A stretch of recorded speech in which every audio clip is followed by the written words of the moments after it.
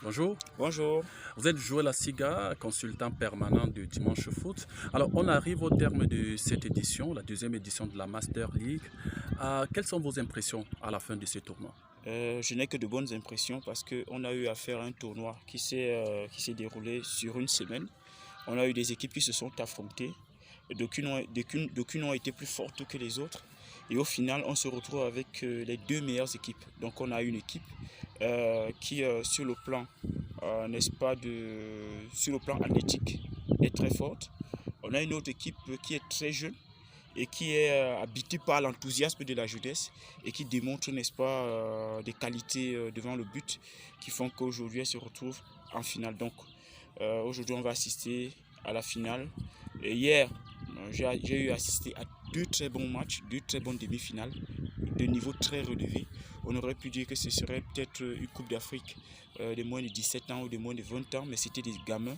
Et j'ai assisté à deux très bons matchs. Donc cela veut dire que les impressions que j'ai ne sont que de très très bonnes impressions.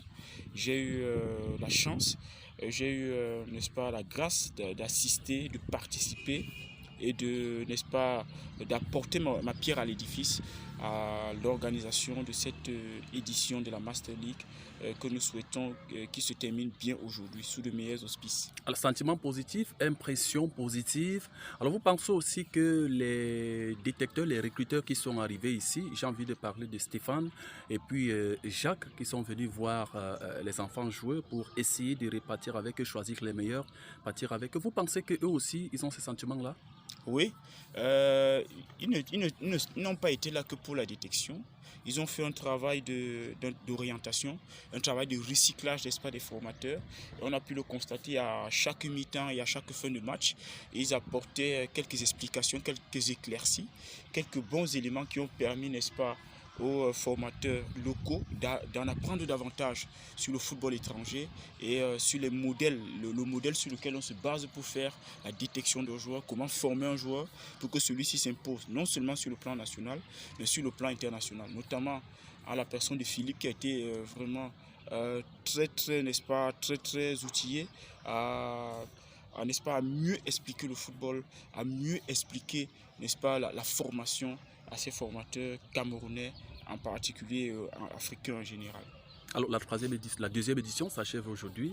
Est-ce que vous allez directement rentrer dans les préparatifs de la troisième édition ou vous allez vous prendre un petit repos et dire, bon, basta, on attend le temps opportun pour relancer les débats?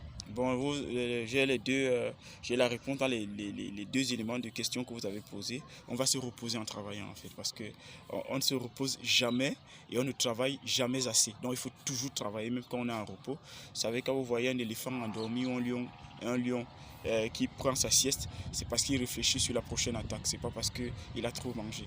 Donc Je c'est ce que rappelle. nous sommes en train de faire là maintenant. Ça veut dire que nous sommes à peu près rassasiés, mais les forces que nous avons gardées aujourd'hui nous permettront d'organiser de meilleures éditions et de projeter de se projeter mieux encore dans l'avenir. Super, je rappelle que vous êtes Joël Asiga, communicateur à la base, et puis vous travaillez en étroite collaboration avec la Master League. La première édition, vous étiez ici au stade privé de la mission catholique d'Inquaban. Vous êtes encore là pour la deuxième édition. Je sais certainement que vous serez encore là pour la troisième édition. Et pour ceux qui peuvent te retrouver, vous avez une page Facebook, Joël Asiga, vous avez aussi une page YouTube, Oui, une chaîne YouTube, Joël oui, Asiga également. oui. On peut te retrouver là-bas. Et pour ceux qui sont au Cameroun, ils peuvent simplement écouter la 96.8 pour pouvoir vous retrouver tous les dimanches entre 14h et 17h. Merci d'avoir accepté de répondre à nos C'est questions. moi qui vous remercie.